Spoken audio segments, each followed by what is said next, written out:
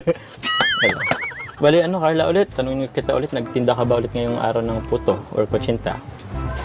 Ano po, hindi na po puto yung tininda ko. Ano po, malagkit po. Sinukbani.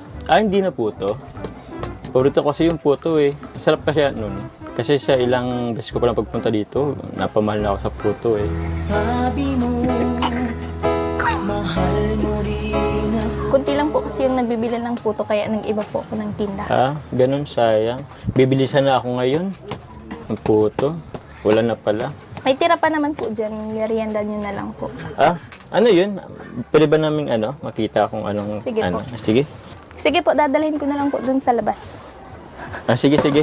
Pwedeng lang kita. Tulungan kita. Sige po. Sige. Ito. Wow. Sige, ako na. Yung sarap. Ang sarap.